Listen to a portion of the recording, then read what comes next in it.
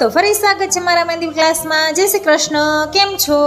તો હમણાં થોડીક પ્રોબ્લેમ હતી એટલા માટે હું વિડીયો મૂકી નહોતી શકતી, પણ હવે હું ડેઈલી કન્ટિન્યુ મૂકવાની છું।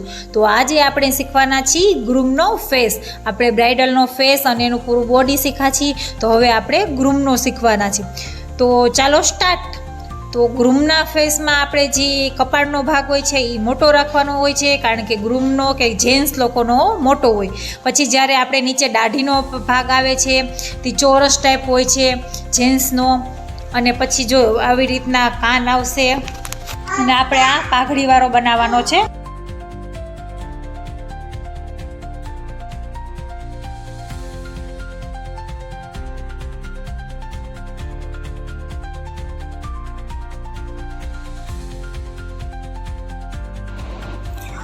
ગ્રૂમના ફેસ અકોર્ડિંગ એની પાઘડી બનાવવાની છે।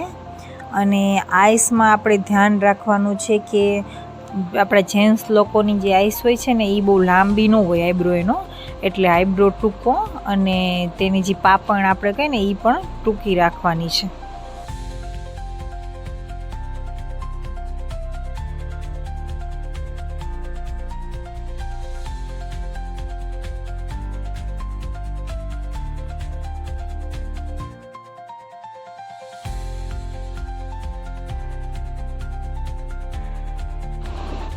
હવે જેવી રીતના આપણે આ સાઈડનો ફેસ બનાવ્યો છે તેવી રીતના આ બાજુનો પણ ફેસ બનાવવાનો રહેશે, કારણ કે આપણે બે સાઈડનો ફેસ શીખવો જરૂરી છે ફિગર માટે, ડ્રો માટે।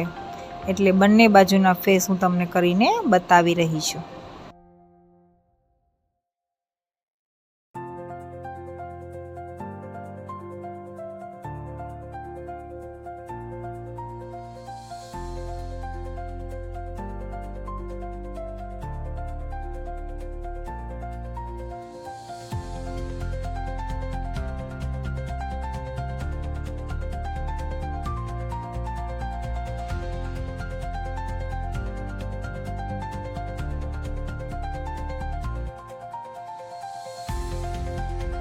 તો આજના માટે આટલું જ છે। બાય બાય, જય શ્રી કૃષ્ણ।